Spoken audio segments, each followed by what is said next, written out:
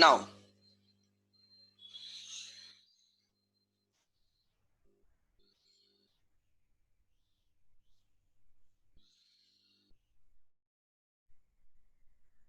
X sold goods to Y on credit rupees 80,000 on 1st April 2018.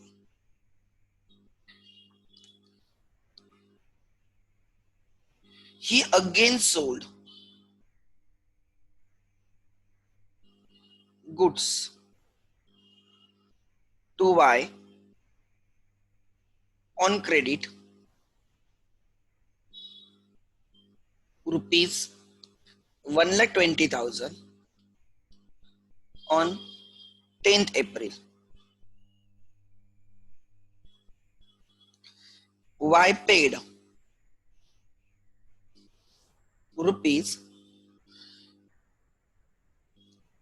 1,50,000 on 15th April.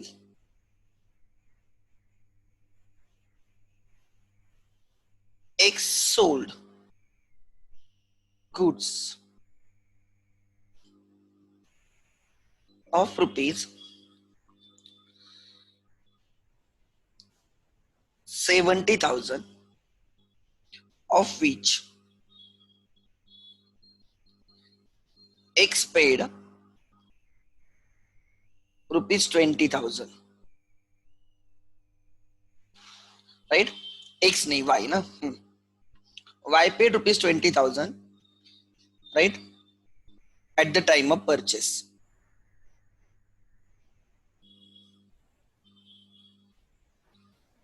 Find out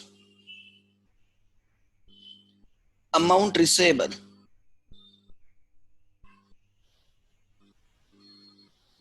from Y. करो try. कितने अभी पैसे लेने बाकी है?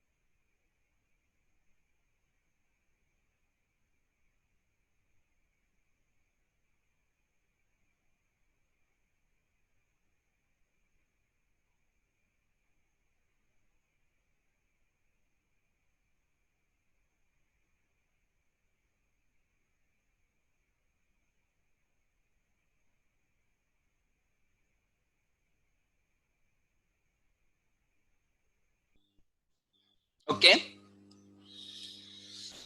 Amount receivable is 1 lakh. Perfect. So try to understand. I want to tell you the relation. Okay. X is a seller, Y is a buyer. X sold goods. X is a seller, Y is a buyer. Initially, ध्यान देना, when you sell the goods on credit, this buyer becomes debtor. Buyer को क्या बोला जाएगा? Debtor. He is your debtor. Debtor means उससे पैसे लेने हैं हमें. And x seller becomes creditor. क्या बोला? ध्यान देना.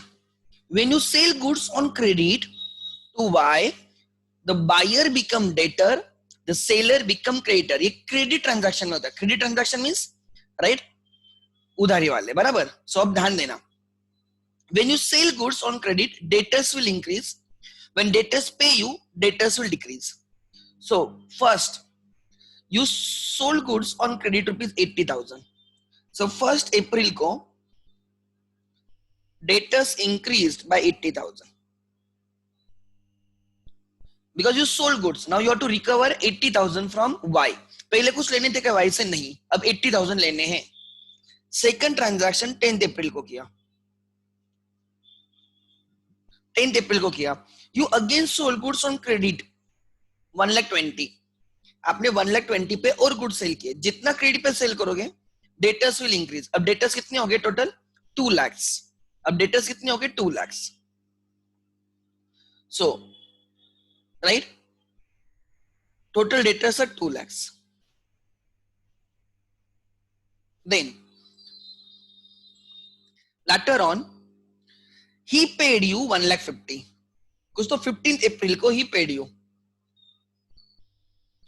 When debtors will pay you, to that extent receivable from them will decrease. They paid you 1,50,000.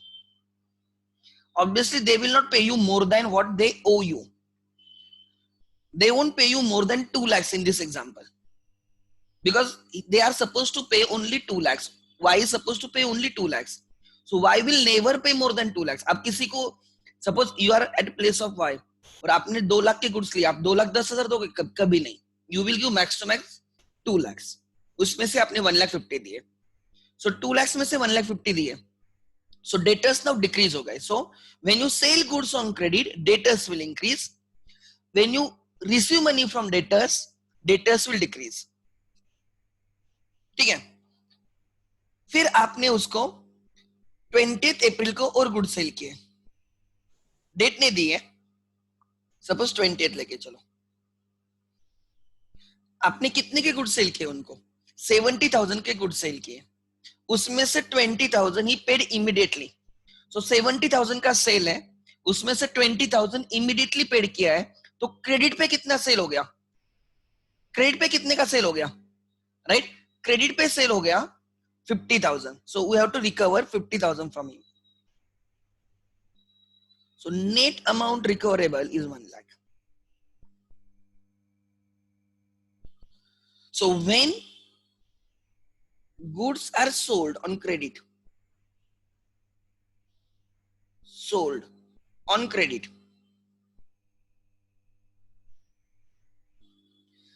debtors will increase. Receivable, debtor means receivables will increase. And when, right, debtors receives cash from debtors, when cash is received from debtor,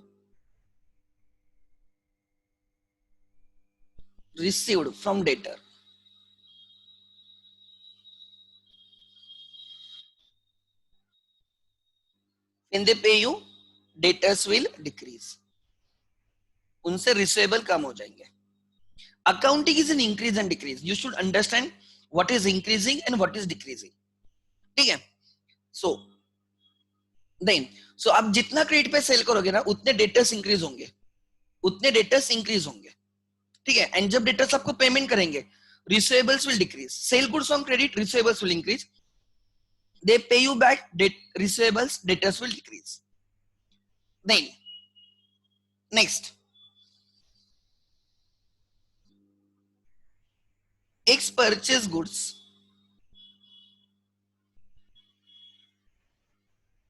from A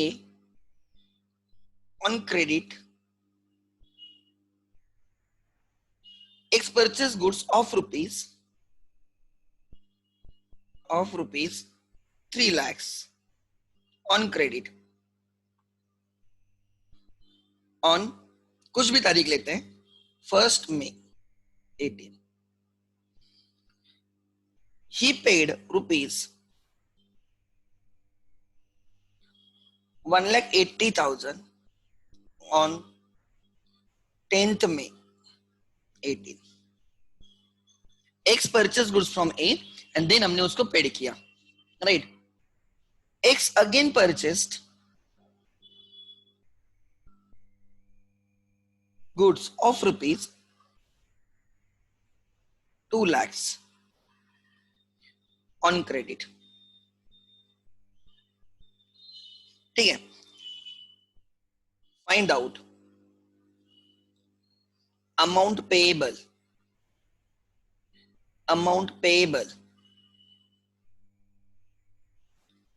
to A. Amount payable to A निकालो, कितना है? बहुत simple है, निकालो.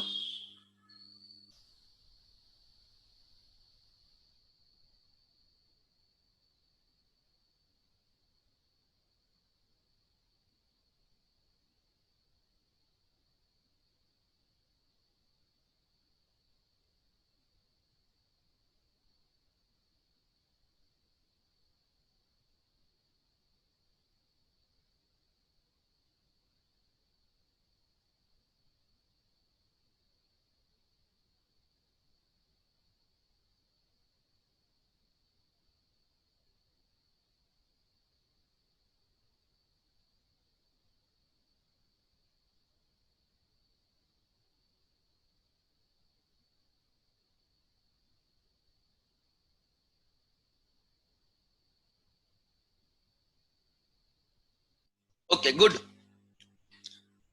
Perfect answer. ध्यान देना,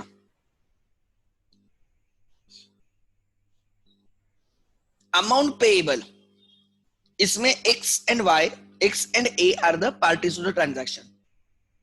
x is a buyer, A is a seller. X buys from A on credit. On credit means buyer becomes debtor. X is a debtor and A is his creditor. Seller becomes creditor. Seller becomes मतलब आपको उतना पे करना है, उस तारीख पे उतना पे करना है आपको. ठीक है, ध्यान देना.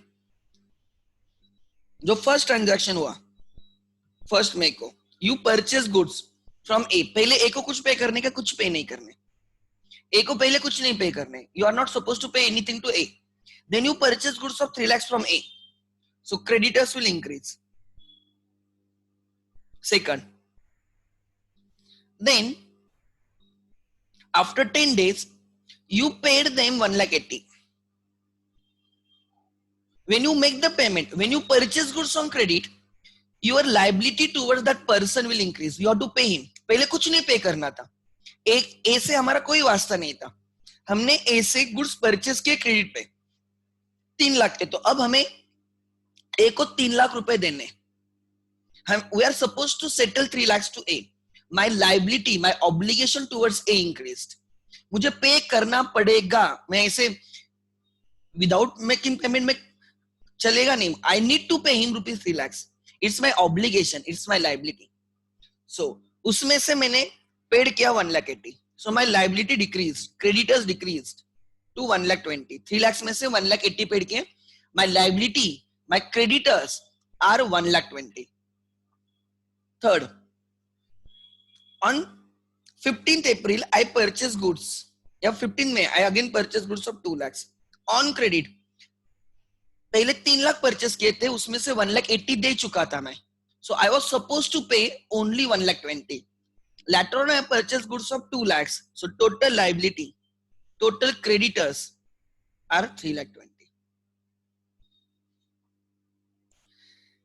आज X is supposed to pay 3,20,000 to A.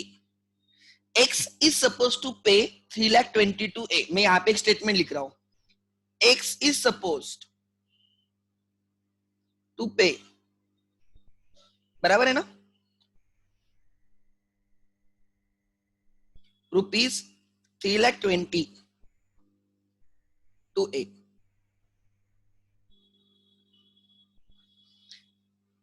You have to pay. आपको पे करना है. You are not paid. पे करना पड़ेगा. X के लिए it is liability. And A has to receive. A has to receive rupees 3,20,000 from X. A के लिए वो asset है. Liability means obligation to pay.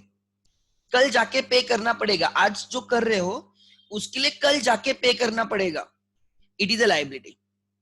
And अगर you have to receive money from someone, that is your asset. You will get money. Asset means cash. कभी ना कभी वो cash में आ जाएगा, that is asset.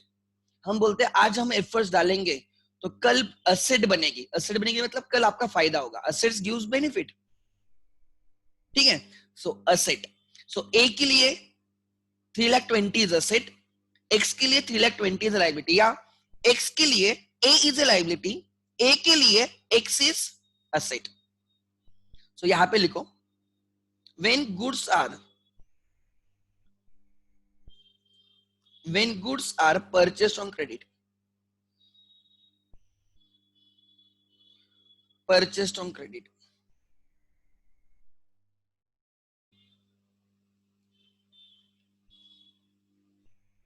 Creditors increase हो जाते हैं, मतलब लाइबिलिटी बन जाती है आपकी, आपको पे करना पड़ेगा. And when you settle the liability, when payment is made, जब आप उसका पेमेंट करते हो, इज डन,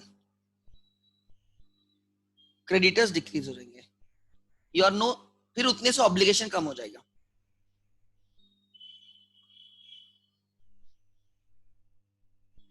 ठीक है. आगे. सो मैं क्या बोल रहा हूं, ध्यान देना. मैं आज सपोज ऐसे बोलता हूं, रिलायंस इंडस्ट्रीज लिमिटेड के बुक्स में, रिलायंस इंडस्ट्रीज लिमिटेड के बुक्स में सपोज 31 मार्च 20 को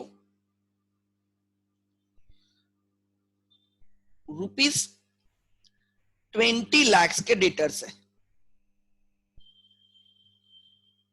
डेटर्स है रिलायंस के बुक्स में. 31 मार्च 20 को 20 लाख के डेटर्स है. Means Reliance is suppose to recover 20 lakhs from the buyers on that day. उन्होंने सेल किया है, ज्यादा सेल किया होगा, उसमें से 20 lakhs अभी बाकी है रिकवर करना. एंड सपोज 15 लाख के क्रेडिटर्स है, मतलब रिलायंस इज सपोज टू पे 15 lakhs. पेएबल है, वो 15 लाख पे करने हैं क्रेडिटर्स को, सेलर्स को. Are you getting my point? So जब मैं मेरे डेटर्स की बात करता हूं तो मुझे उनसे पैसे लेने हैं. क्रेडिटर्स मतलब मुझे उनको पैसे देने हैं. If I have to recover money from someone, he is my debtor. If I'm supposed to pay to money someone, he is my creditor. So पैसे आने हैं asset, पैसे देने हैं liability. Are you getting my point? Then I will show you one balance sheet.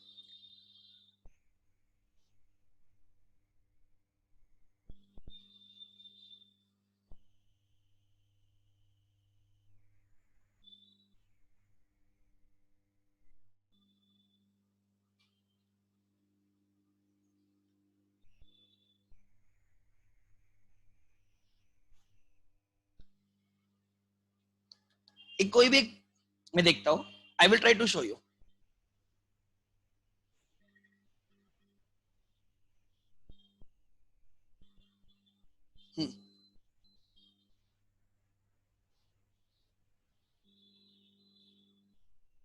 Investors,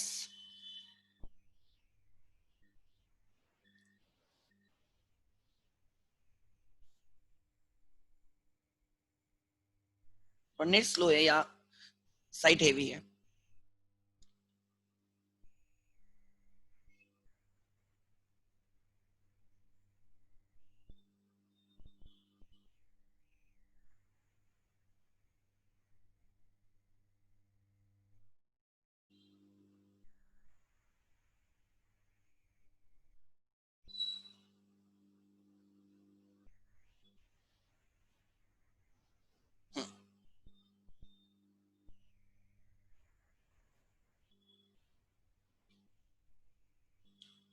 Companies reports.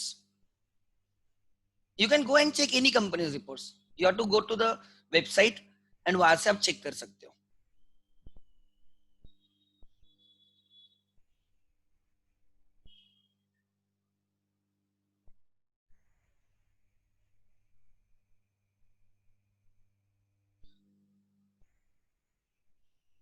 अभी कौन सा accounting year चल रहा है? 2021 अकाउंटिंग ईयर चल रहा है अभी का. It started on 1st April 20 and will and on 31st March 21. मैंने पहले बोला था इंडिया में अकाउंटिंग के लिए जो ईयर होता है वो अप्रैल से मार्च होता है. Accounting year starts on 1st April, ends on 31st March. So 2021 is ongoing year. हम कब है? अगस्त में. अगस्त 20 में. मतलब ये हम कौन से ईयर में अभी? 2021 में. सो कौन सा ईयर कंप्लीट हुआ होगा? 2021 के पहले का कोई भी. 1920. अब देख सकते हो उनके ईयर्स. देखो कैसे ईयर्स है उनके. दिख रहा है? 1890, 1920, 2021. अभी 2021 में हम.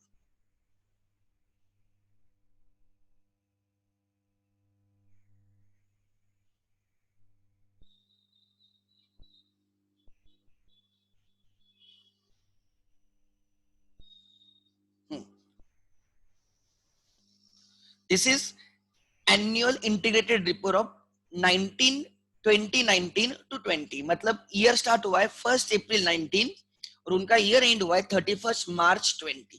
मतलब ईयर कंप्लीट हो चुका है. आज हम अगस्त में 31st March 20 हो चुका है.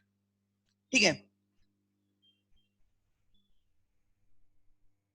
मुझे स्टैट्यूटरी रिपोर्ट्स देखने. स्टैट्यूटरी रिपोर्ट्स ये जो दिख रहा है ना 100 पेज नंबर ये वाला, उसमें मुझे देखना है financial statements 194, financial accounting statements 198, page number 198.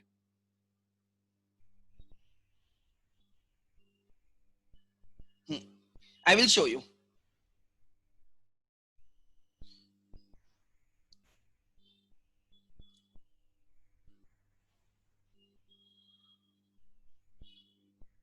यहां से स्टार्ट हुआ है वो.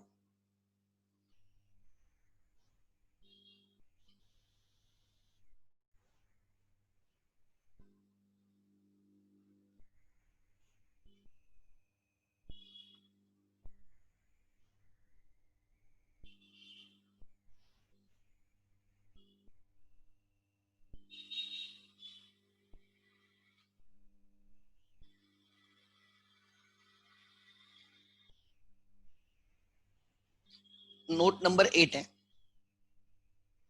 इन्वेस्टमेंट्स है.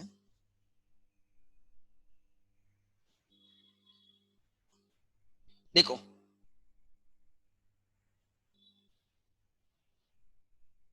Trade receivables means debtors. Trade receivables का दूसरा नाम है debtors. You can see as on ये वाला 8 नंबर आपके सामने. As eight 31st March 20 Maruti Udyog Limited is suppose to recover. This figures must be in million. All amounts in million. All amounts in million ऊपर लिखा है देखो. All amounts are in million ये वाला. ठीक है. सो अब देखो ऑन 31st March 20 जब उनका ईयर खत्म हुआ 31st March 20 Maruti Udyog limited is supposed to recover rupees 21,270 million from their customers. कितने के डेटा से? 21,270. Maruti must have sold goods on credit to their customers during that year. And उसमें से जितना रिकवर हुआ वो रिकवर हुआ, उतने से डेटर्स कम हो गए. जितना रिकवर नहीं हुआ मतलब बाद में रिकवर होगा कितना है? 21,270. एज ऑफ रिसीवेबल्स लिखा है with in the credit period. उनका जो भी क्रेडिट पीरियड का टाइम रहेगा 20,249. मतलब उनका जो भी क्रेडिट पीरियड रहेगा उसके अभी तक वो पैसे आएंगे. हम क्रेडिट पीरियड मतलब 1 month 2 month में हमें पे करो, 1 month में पे करो, 2 month में पे करो. हम खुद होके मारुति ने बोला होगा दैट 21,270 में से क्रेडिट पीरियड में अभी भी जिनका बाकी है वो 20,249. 1 to 90 days पास ड ड्यू डेट. मतलब 1 से 90 दिन डिले हुआ है. हमने एक तारीख दी होती है इसके बीच में पे करो, इस तारीख तक पे करो. उसके बाद भी उन्होंने पेड नहीं किया. ऐसे 983 मिलियन रुपीज राइट. उनकी तारीख हो गई फिर भी उन्होंने पेड नहीं किया. More than 180 days past the due date 38 million rupees 180 days से भी ज्यादा दिन पेंडिंग है. सो ये जो 38 मिलियन है ना, इनमें से कोई लोग पे नहीं कर सकते. हाई प्रोबेबिलिटी है. 180 डेज भी हो गए, मतलब आपने उनको एक मंथ बोला होगा कि एक मंथ में पे करो। मारुति ने गुड सेल किए, कस्टमर्स को बोला एक मंथ के भीतर पे करो, वो एक मंथ हो गया, उसके बाद 180 डेज भी हो गए, मोर देन 180 डेज, ऑलमोस्ट एक साल से यार, मतलब 180 डेज मतलब 6 मंथ से भी ज्यादा ये आउटस्टैंडिंग है या रिसीवेबल है। तो यहाँ पे प्रोबेबिलिटी ज्यादा हो सकती है कि यहाँ पे बैड डेट्स हो जाए, मतलब इसमें से कोई 38 मिलियन में से कोई पैसा रिकवरी नहीं हो सकता है। Try to understand. अच्छा, क्रेडिटर्स दिखा था मैं। ओके, क्रेडिटर्स,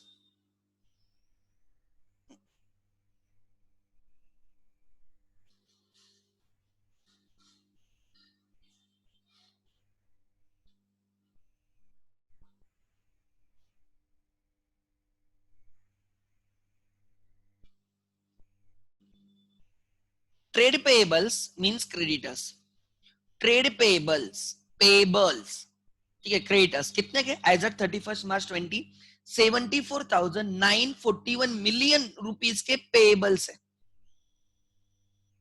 ठीक है। It means Maruti has purchase material goods from someone. वो कार्स मैन्युफैक्चर करते हैं, तो सीट कवर परचेस करना होगा, ग्लासेस परचेस करने होंगे, मिरर परचेस करना होगा, राइट, टायर्स परचेस करने होंगे, राइट, स्पेयर पार्ट्स परचेस करने होंगे, कितने सारे चीजें वो परचेस करेंगे, उसको असेंबल करेंगे और फिर वो व्हीकल बनेगी और वो कस्टमर को सेल करेंगे। तो ये सब चीजें कहाँ से परचेस करते होंगे। तो वो जो परचेस किया है, उनके जो सप्लायर है, मारुति के सप्लायर्स है, मारुति ने उनसे किस पे परचेस किया होगा, क्रेडिट पे, और धीरे धीरे उनको पेमेंट भी करेंगे। 31 मार्च 20 को 74,941 के क्रेडिटर्स है, मतलब 31 मार्च 20 को मारुति ने क्रेडिट पे परचेस किया था और उसमें से अभी भी 74,941 मिलियन पेएबल है, इतना पेएबल है। सो ऐसे व्हाट इज द इंप्लीकेशन, ये ये ये असेट, ये payables are liabilities, receivables means asset, ठीक है। आगे सो मैं खाली बोल रहा हूं कि जब मैं बोल रहा हूं मेरे 10 लाख डेटर्स है, मतलब I am suppose to receive 10 lakhs from my customers. जब मैं बोल रहा हूं मेरे 15 लाख के क्रेडिटर्स है, मतलब आई एम सपोज टू पे 15 lakhs टू माय क्रेडिटर्स। क्यों? बिकॉज मैंने उनसे परचेस किया होगा क्रेडिट पे। मुझे 10 लाख रिसीवेबल डेटर्स है, क्यों? बिकॉज मैंने उनको क्रेडिट पे सेल किया होगा। Cash transactions do not generate debtors and creditors, credit transactions generate debtors and creditors. मैं एक थॉट प्रोसेस जनरेट कर रहा हूं आप लोगों को। आगे लिख लेना नेक्स्ट।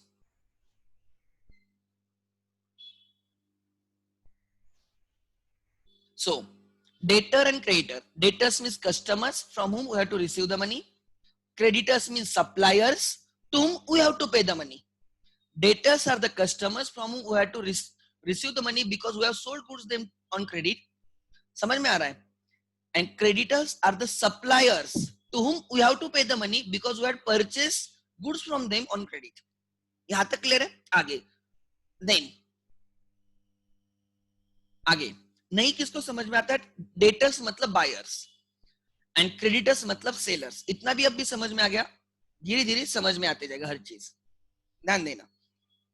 आगे what do you mean by assets? ये टर्म मैंने बहुत बार यूज किया, असेट्स लिख लेना। Assets are resources owned and controlled by enterprise. Enterprise means business, right? Giving future economic benefits.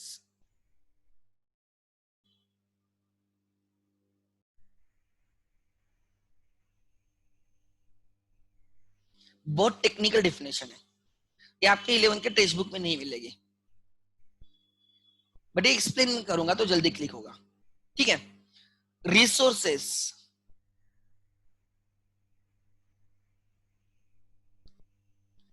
owned and controlled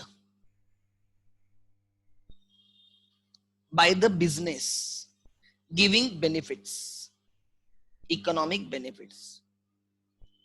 मैं बेस्ट एग्जांपल देता हूं, Mahendra Singh Dhoni was an asset for Indian cricket. क्यों हम धोनी को असेट बोलते थे? Because Dhoni was a such player जो कोई भी मैच जिता के दे सकता था. Dhoni is an asset for Chennai Super Kings. He is an asset, he is a property. Asset मतलब समझ लेना, लाइक हम बोलते हैं धोनी असेट है एक टीम के लिए, मतलब धोनी की वैल्यू है. Assets have their own values. Try to understand. Anyone is ready to buy Mahendra Singh Dhoni in IPL auction because he adds value to the organization. Business को value add करता है. Are you getting my point? Rohit Sharma is an asset. Bumrah is an asset of Mumbai Indians or for Team India. They contribute. They have their own values, right? They contribute something.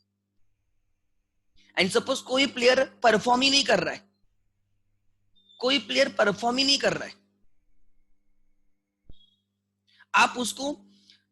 आप उस पे खर्चा कर रहे हो but उसका कोई output ही नहीं है. आप उसको बोलते हैं लाइबिलिटी है यार, तू लाइबिलिटी है, तू निकम्मा है, तू लाइबिलिटी है. मतलब तेरे से हमारा कोई फायदा नहीं. एक्चुअली तेरे वजह से हमें पेमेंट करना पड़ रहा है, हम लॉसेस में जा रहे हैं.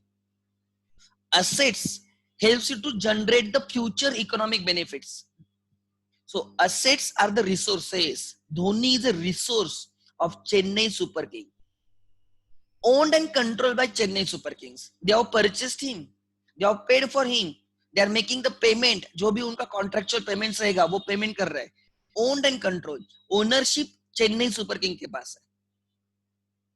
So resources which are owned and controlled by the enterprise business and which gives future economic benefits are called as assets. ध्यान देना, owned and control means ownership होनी चाहिए. Ownership होनी चाहिए because you have made the payment. मतलब ownership होनी चाहिए. owned and control मतलब you must have incurred some cost. You must have incurred some cost. Enterprise must have incurred some cost. Chennai Super King have incurred cost to get the services of Dhoni. Try to understand. Free में नहीं कर रहा है वो काम उनके लिए. Are you getting my point? And that gives them benefit. So example, अब मैं ध्यान दे रहा हूँ, ध्यान देना. You have mobile. You have paid for it. Yes. You are the owner. Yes. So you own and you control. You own that. You control that. आप चाहे तो उसको सेल भी कर सकते हो, आप चाहे तो फेंक भी सकते हो. You owned, you control it. Are you getting my point? It is your resource. Yes. Owned and controlled by you. Yes. It gives you economic benefits. Yes. It is your asset. आपके घर में fridge है. It is resource owned and controlled by your family, giving you benefits. Yes. Owned and controlled मतलब वो free में नहीं मिला आपको. You have paid for it. तब जाके ओनरशिप मिलती है. ओनरशिप फ्री में नहीं मिलती. You have to pay for that. You have to gain the ownership. It is an asset of your family. आपके घर में टीवी है. Yes. It is a resource owned and controlled by your family, giving future economic benefit. आपके पापा के पास vehicle है. Yes. It is a resource owned and controlled. Ownership is with your papa, right? Giving you or your family the economic benefits. कैसे benefits? आप बोलोगे हमें तो petrol पे खर्चा करना पड़ता है. अरे बट अगर आप वो आपका टाइम सेव करता है.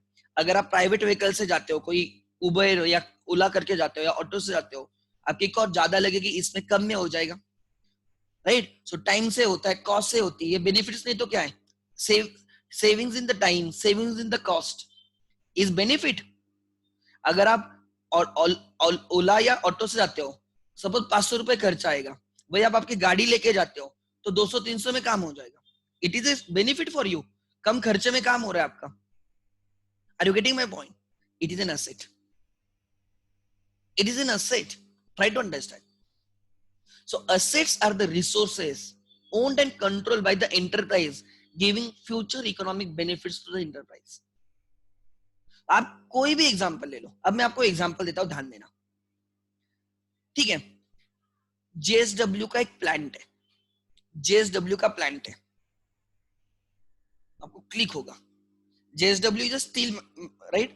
One of the leading steel manufacturing, right, company in India. I will show you. एक second.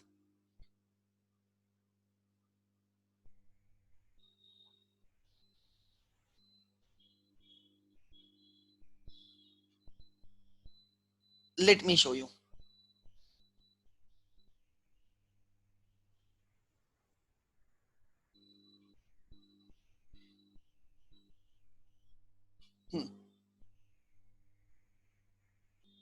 या अभी हमने किसका देखा था? हाँ, मारुति देखा था ना। Let me show. Page number 198 पे देखो उनके एसेट्स क्या है, मैं आपको दिखाता हूँ एसेट्स। आपको 2 मिनट में समझ में आएगा देख के।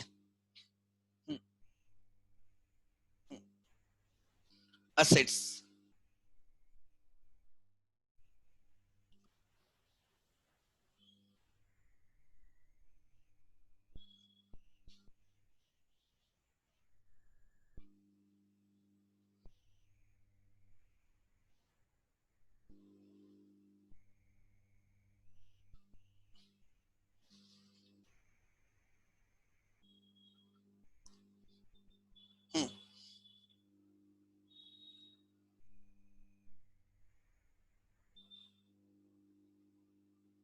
देखो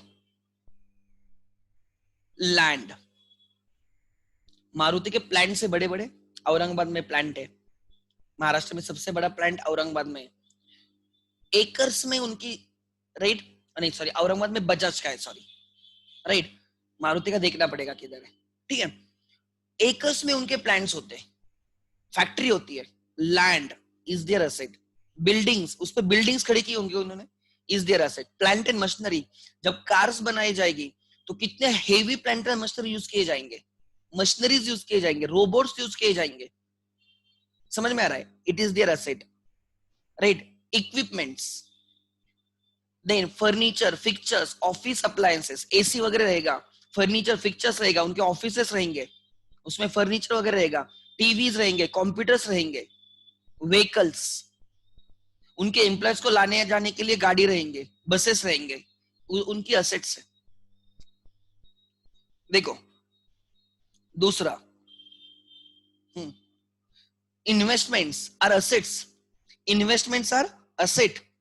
आपने पैसे डाले हैं, राइट, आपने पैसे रखे हैं कहाँ पे? इन्वेस्ट करके, आपने लैंड में इन्वेस्ट किया है, आपके पास 20 लाख के, आपने लैंड परचेस कर ली, it is your asset, because कल जाके उस असेट की वैल्यू इंक्रीज होगी। वो लैंड चार्ज जो 20 लाख में ली है, कल जाके 40 लाख 50 लाख वैल्यू होगी, एंड आपका प्रॉफिट होगा उस पर, it is an asset. So assets are the things which give you, right, future economic benefits. Cash balance, bank balance are assets. Assets से आप जो चाहिए वो कर सकते हो, you can sell the asset, you can get the cash, उस cash से आप जो चाहिए वो परचेस कर सकते हो। सो लिख लेना example, land, building, plant and machineries, factory, plant and machinery, manufacturing वालों के पास मशीनरीज होते हैं बड़े बड़े, प्लांट एंड मशीनरीज।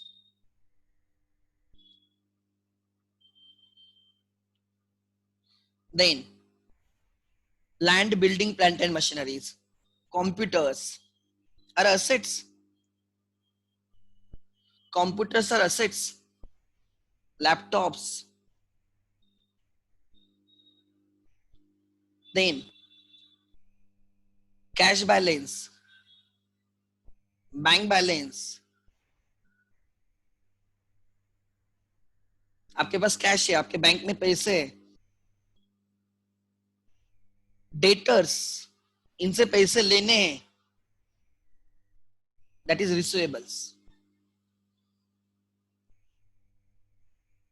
इन्वेस्टमेंट्स, आपने गोल्ड में इन्वेस्ट किया, आपने किसी कंपनी के शेयर्स में इन्वेस्ट किया है, गोल्ड की वैल्यू इंक्रीज होती है, कल जाके आप सेल करोगे, आपका प्रॉफिट होगा उस पर। शेयर्स में इन्वेस्ट किया है, रिलायंस के शेयर्स में इन्वेस्ट किया है, वैल्यू इंक्रीज होती है, you will gain.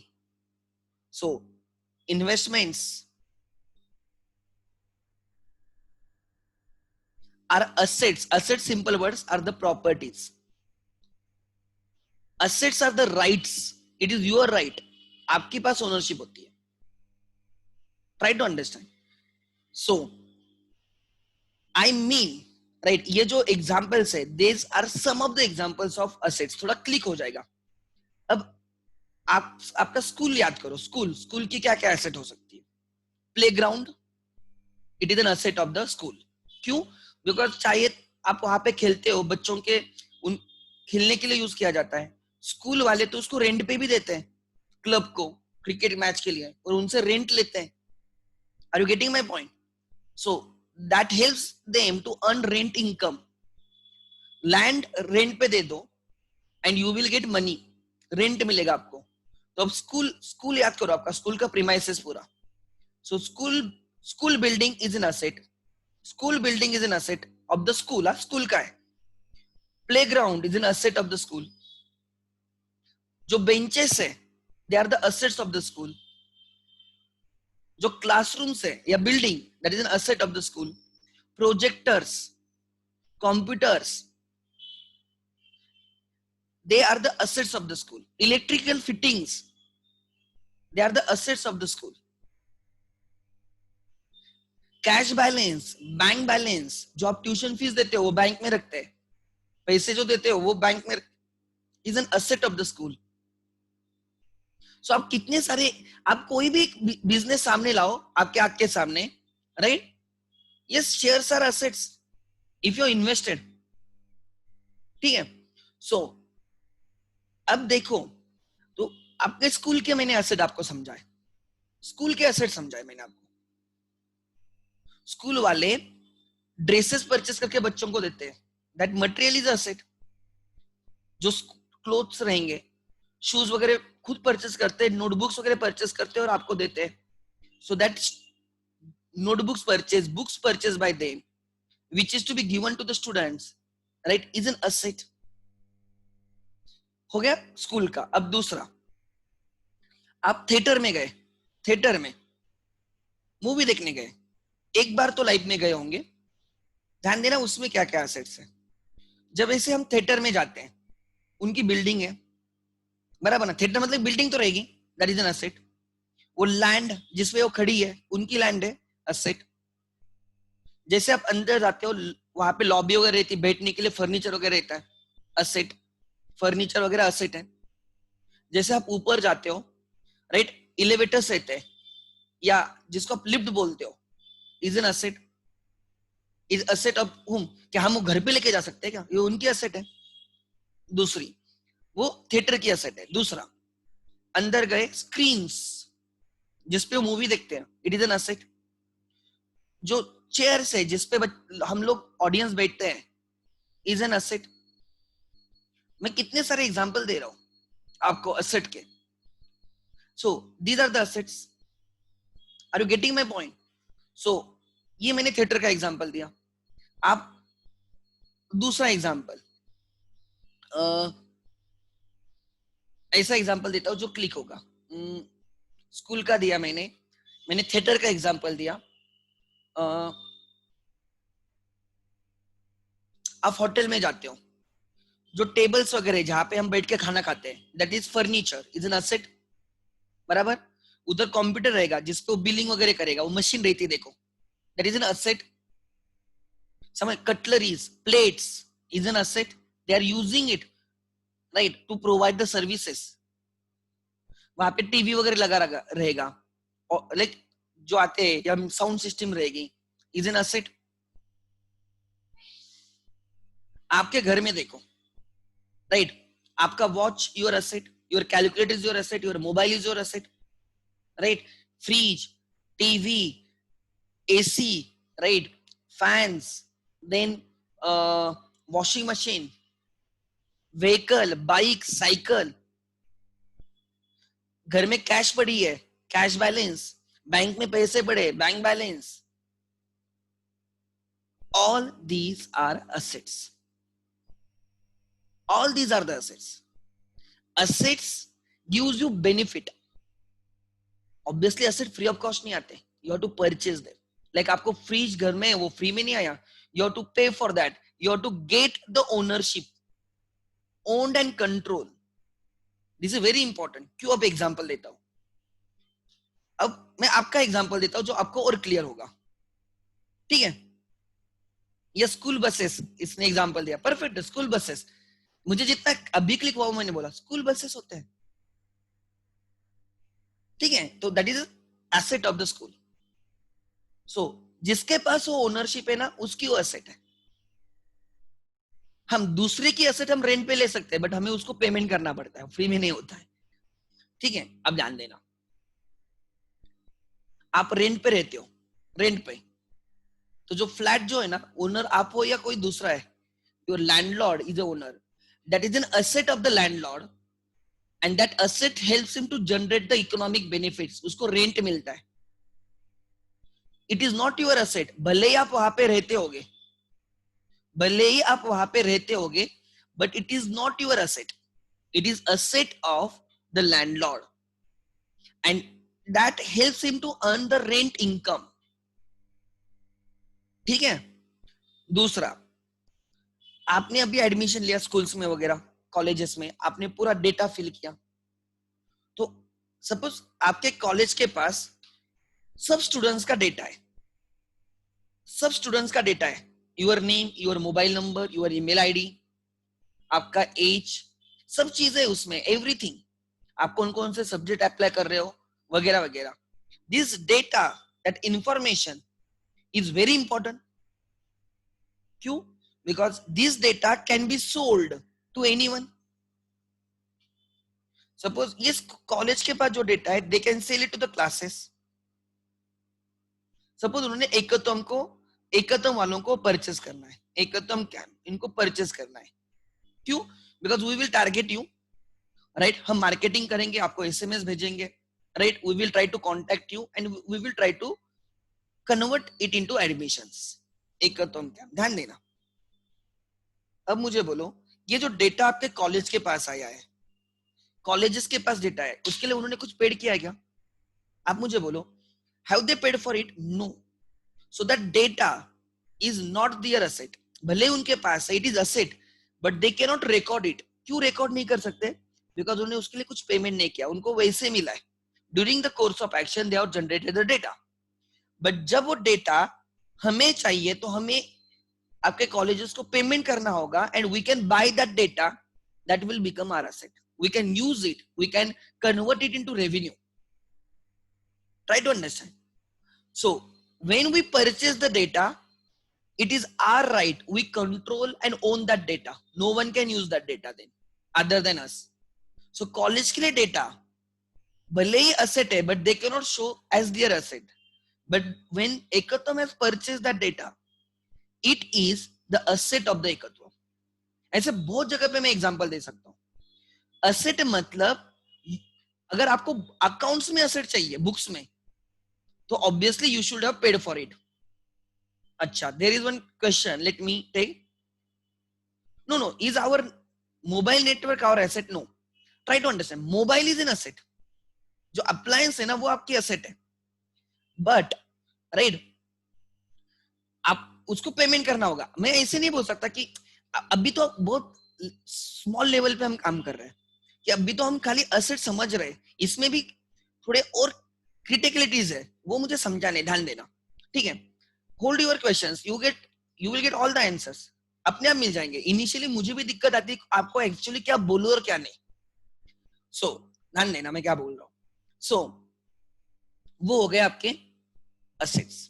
When you purchase the two wheeler, आपने टू व्हीलर परचेस की, आपने 80,000 रुपीज देके टू व्हीलर परचेस की. You acquired the ownership of the asset.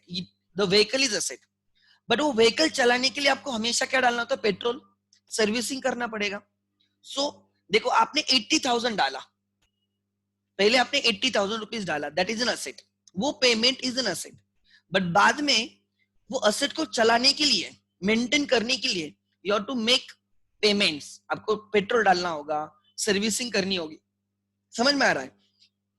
अगर कुछ उसको राइट एक्सीडेंट वगैरह होता है तो हम उसको रिपेयर करवाएंगे. Those payments are not asset. they are expenses. So you make payment for two things: to acquire the asset or to maintain the assets. हम दो चीजों के लिए पेमेंट करते हैं. एक होता है to acquire the asset and दूसरा to maintain the asset. When I paid 80,000, I got the asset. Ownership मेरे पास आ गई. एंड बाद में मैं जो पेट्रोल सर्विसिंग के लिए पैसे दे रहा हूं, that is to maintain and use the asset. उसके लिए जो पेमेंट है, दैट इज एन एक्सपेंस. उससे कोई असेट बन नहीं रही, अलग से असेट नहीं बन रही है, बट राइट, वो एक्सपेंसेस है. assets gives long term benefit. Assets give long term benefit. Expenses are short term benefits, like rent paid. आप एक बार फ्लैट परचेस किए, आपने 80-90 लाख देके फ्लैट परचेस किया. वो फ्लैट जब तक चलेगा तब तक आपका है, लॉन्ग टर्म. और आपने रेंट पे लिया और 1 मंथ का रेंट दिया. सेकंड मंथ में अगर रेंट नहीं दोगे तो आपको निकाल देगा. सो आपने जो पेमेंट किया है उसका benefit is less than 12 months. If you make some payment and the benefit is less than 12 months, it is an expense. And if you make the payment जिसका बेनिफिट 12 months से ज्यादा है, वो असेट है. Example, अब हमारा business है और हमने मशीनरी परचेस की और वो हम 10-15 साल यूज करने वाले हैं. 10 लाख की मशीनरी परचेस की, हम उसको 10-15 साल यूज करने वाले हैं. It is our asset. And वो मशीनरी चलाने के लिए हमने एम्प्लॉय रखा है, उसको मंथली बेसिस पे सैलरी देते हो. अगर आप किसी मंथ में उसको सैलरी नहीं दोगे तो वो नेक्स्ट मंथ में आएगा नहीं. उसकी सैलरी, उसका जो पेमेंट है मंथली बेसिस पे, उसका बेनिफिट 30 days का ही है.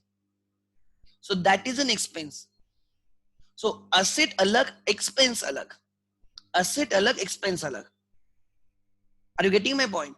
सो assets gives long term benefit, expenses give short term benefit. benefit expense का benefit होता है. आपने डिक्शनरी परचेस की है, बचपन में डिक्शनरी परचेस की, खाली वो फर्स्ट स्टैंडर्ड के लिए थी क्या? नहीं, even today you use the dictionary. So that payment gives long term benefit. It is an asset. वही आपने नोटबुक परचेस की फर्स्ट स्टैंडर्ड में, वो आज भी नोटबुक यूज कर रहे क्या? नहीं, वो यूज होके फेंक भी दी. That was an expense. ध्यान देना. आपने पेन परचेस किया, वो पेन खत्म हो गया, फेंक दिया, कितना बेनिफिट है उसका?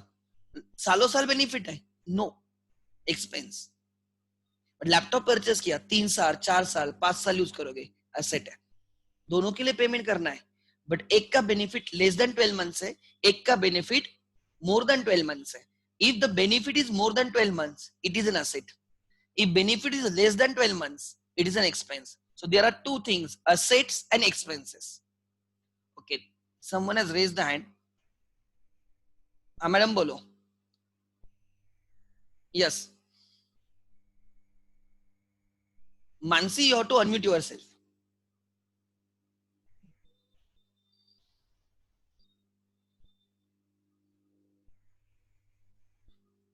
Okay.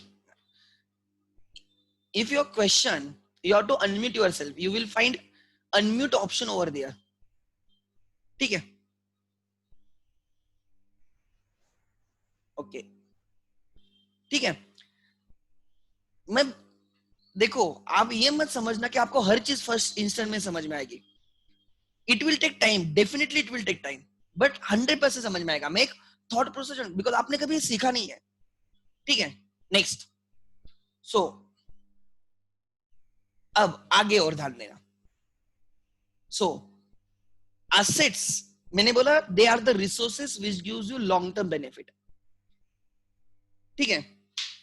Chennai Super Kings have made payment for the Dhoni. It is an asset. या बीसीसीआई, बीसीसीआई जल्दी समझ में, क्रिकेट सबको समझता है. They have constructed the various stadiums in India. बहुत सारे स्टेडियम्स है. It is their assets. Grounds are assets of the BCCI. Moreover that grounds are assets of the BCCI, but वो क्रिकेट किट वगैरह, balls वगैरह purchase करते हैं, cricket bats purchase करते हैं प्लेयर्स के लिए. रणजी वगैरह बहुत चलता है, कितने बॉल्स रहेंगे आप सोच भी नहीं सकते. Those balls purchase are they long term? वो खत्म हो जाते हैं, उनकी लाइफ कितनी है? Are you getting my point? The payments for balls, payments for nets, right, then payments for kids, it is an expense. It is an expense because they have to always replace it, they have to always, like, buy new balls. एक stadium एक बार बनाया सालों साल चलेगा, 10 साल चलेगा, 15 साल चलेगा, 30 साल चलेगा. स्टेडियम को मेंटेन करना है, मेंटेन करना है, एक्सपेंस है. मतलब उसको आप ग्रास वगैरह मेंटेन करोगे, ग्राउंडमैन्स रहेंगे, उनका पेमेंट वगैरह, राइट, वो एक्सपेंस है. बट स्टेडियम कंस्ट्रक्ट करना लॉन्ग टर्म बेनिफिट है, असेट है. Try to understand. आपने व्हीकल परचेस की लॉन्ग टर्म बेनिफिट है, असेट है, और डेली आपको उसको पेट्रोल डालना पड़ता है, मेंटेन करना पड़ता है, सर्विसिंग करनी पड़ती है. It is an expense. एक बार पेट्रोल डालोगे तो साल भर नहीं चलेगा वो. उसका बेनिफिट कितने साल, 10 किलोमीटर, 15 किलोमीटर, 50 किलोमीटर रहेगा. सो थोड़ा कोरिलेट करो कि ऐसे पेमेंट जिनका बेनिफिट लॉन्ग टर्म रहेगा वो असेट्स होंगी, एंड जिनका बेनिफिट शॉर्ट टर्म रहेगा वो एक्सपेंसेस रहेंगे, वो एक्सपेंसेस रहेंगे. Are you getting my point? Investments are assets. Investments, why? Because they help you to earn the income. आप इन्वेस्ट करोगे तो उस पे पैसे मिलेंगे आपको बाद में. इन्वेस्टमेंट तो होएगी रहेगी, उस पे पैसे मिलेंगे. लाइक आपने लैंड में इन्वेस्ट किया, मैंने एग्जांपल दिया, 10 लाख में लैंड परचेस की, कल जाके वो 30 लाख की होगी, वो 40 लाख की होगी, आप प्रॉफिट कमाओगे. क्यों लोग रियल एस्टेट में इन्वेस्ट करते हैं? बिकॉज उसकी वैल्यू इंक्रीज होती है. क्यों लोग गोल्ड में इन्वेस्ट करते हैं? बिकॉज उसकी वैल्यू इंक्रीज होती है. Are you getting my point? So it is asset, it is a investment and asset. जो कैश बैलेंस है आपके पास, आपकी मर्जी किसके लिए यूज करना है. No one will ask you कि आप किसके लिए यूज कर रहे हो, आपकी असेट है. It is an asset. Bank balance है, आप चाहे तो आप मशीनरी परचेस कर सकते हो, एम्प्लॉयज की सैलरी पे कर सकते हो, आप उसको पैसे पार्टी में उड़ा सकते हो, आपकी मर्जी, वो आपकी एसेट है. Try to understand. assets can be used for any purpose. किसी को पेमेंट करना है तो उसको दे सकते हो कैश, भाई तू तेरा पैसा ले ले, ये ले ले, मुझे पे करना था, ये ले ले. assets can be put for the use. उसका यूज कुछ भी हो सकता है, एंड यूज लॉन्ग टर्म रहता है. सो मैं एसेट पे आके रुका हूं. मैंने बहुत बेसिक डिस्कशन स्टार्ट किया एसेट का, राइट. नेक्स्ट लेक्चर में, जो मेरा परसों लेक्चर रहेगा, I will complete asset as well as liabilities. Asset समझ में आ गई तो liability समझने में जल्दी आ जाएगी. ठीक है. So आप एज ए बिजनेस के पॉइंट ऑफ से, आपके पॉइंट ऑफ से सोचो. एग्जाम्पल, और एक एग्जाम्पल है टूथब्रश. अब बोलोगे सर वो भी एसेट है. Do you think toothbrush is asset? Is an expense. वो टूथब्रश की लाइफ कितनी होती है? आप परचेस करते हो, राइट, वो एक आधे मंथ में आप फेंक भी देते हो. एक्सपेंस है. टूथपेस्ट एक्सपेंस है, सालों साल नहीं चलती, खत्म हो जाती है. सोप एक्सपेंस है, मैं आपके लिए समझा रहा हूं. बट आपने, राइट, जो मोबाइल परचेस किया वो सालों साल चलेगा. हाँ, रिचार्ज करना एक्सपेंस है, बिकॉज आपको हमेशा रिचार्ज करना पड़ेगा. वो असेट यूज करने के लिए आपको खर्चे करने पड़ते हैं. समझ में आ रहा है? वो एक्सपेंस है. आपने थिएटर बना के रखा है, असेट है. बट वो मूवीज, हमेशा मूवीज लगानी पड़ेगी, उसके लिए तो खर्चा करना पड़ेगा, वो एक्सपेंस है. सो असेट्स के लिए पेमेंट करना पड़ता है, एक्सपेंसेस के लिए पेमेंट करना पड़ता है. इट इज इंडिया पाकिस्तान, बहुत बड़ा डिफरेंस है. ठीक है. So yes. अच्छा, और इसके सिवा कोई क्वेश्चन है? हाँ, समथिंग ओन्ड बाय अस, जो हम ओन करते हैं उसको असेट्स बोलते हैं. Something owned by us. But to be very frank, asset को बहुत अलग, मतलब ये जो डेफिनेशन, इसमें सब कवर होता है. नहीं, ओनरशिप हमारे पास होनी चाहिए, कॉस्ट कंट्रोल एंड ओन्ड हमने करना चाहिए. अब एग्जांपल ध्यान देना, last 2 minutes and then done. हम आपके घर के सामने, अरे आप जिस सोसाइटी में रहते हो, सामने एक फ्लैट है. वो flat is asset. I do agree, flat is an asset, property asset. But ये आपकी असेट नहीं, वो सामने वाले की असेट है. वहां पे जाके आपको जो करना है उस असेट के साथ आप नहीं कर सकते.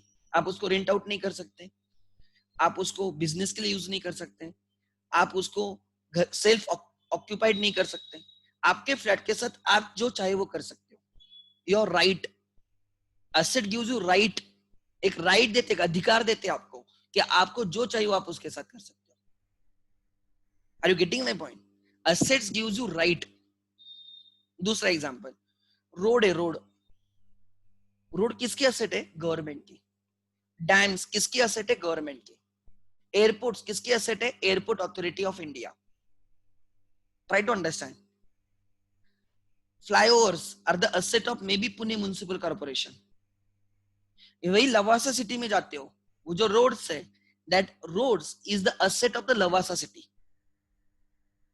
अमेनोरा सिटी में जाते हो, वहां पे जो रोड्स है, they are the assets of the Amanora city. वही जो नॉर्मल रोड्स है, they are the assets of the right government. Ownership किसके पास है? उसको हम जो चाहिए वो नहीं कर सकते। Are you getting my point? Ownership किसके पास है वो देखना। एसेट के लिए ओनरशिप बहुत इंपॉर्टेंट है। मैं मानता हूँ रोड एसेट है, बट मेरी एसेट नहीं, वो गवर्नमेंट की। Are you getting my point? आपके स्कूल का ग्राउंड एसेट है, बट वो आपका नहीं है, वो स्कूल का एसेट है। आपके घर में जो आंगन है वो आपका एसेट है, मेरा नहीं। ओनरशिप जिसके पास हो उसकी एसेट होती है, and he can use it as per his will. That gives him right. Assets gives you right. So मैंने आपको थोड़ा थोड़ा समझाना स्टार्ट किया है, right? I know still you will find some right difficulties कि एग्जैक्टली मैं किसको एसेट बोलूं, किसको एक्सपेंस बोलूं। ये माउस है, राइट?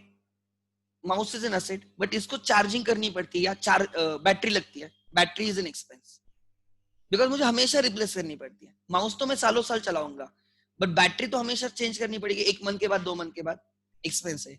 वॉच है आपके घर पे वॉल पे, एसेट है, बट उसको बैटरी हमेशा चेंज करनी पड़ेगी। तो ऐसे सोचो तो आपको क्लिक होगा। एसेट को मेंटेन करने के लिए जो खर्चे है वो एक्सपेंसेस है, और एसेट परचेस करने के लिए जो है वो एसेट है। ठीक है? So on this note I will end today's lecture. Obviously we are not done with the assets, right? मैं उन और डीप में जाऊंगा in next lecture. Thank you.